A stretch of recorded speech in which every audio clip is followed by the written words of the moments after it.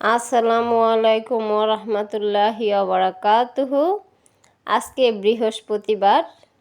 এই বৃহস্পতিবার রাতে বা দিনে যে কোনো সময়ে আপনি ছোট্ট একটি আমল পড়বেন, আপনার জীবনের সমস্ত গুনাহ মাফ হয়ে যাবে। আপনি শিশু বাচ্চার মতো হয়ে যাবেন।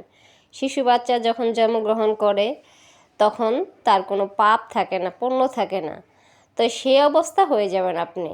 ইনশাল্লাহ আল্লাহর ওপরে ভরসা করে আমল করে দেখুন, ইনশাল্লাহ আপনি পাপ থেকে মুক্ত পাবেন।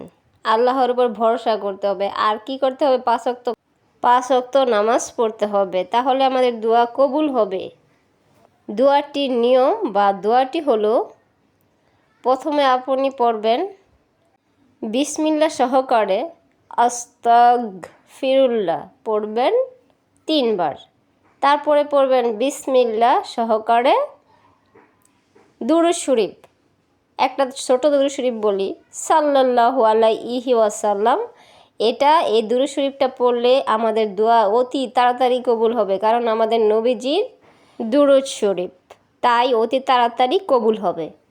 তারপরে বিসমিল্লাহ বলবেন আবার, তারপরে আবার পড়বেন দোয়াটি, আল্লাহুম্মাগ ফিরলি জাম্বি কুল্লাহ, আল্লাহুম্মাগ ফিরলি জাম্বি কুল্লাহ।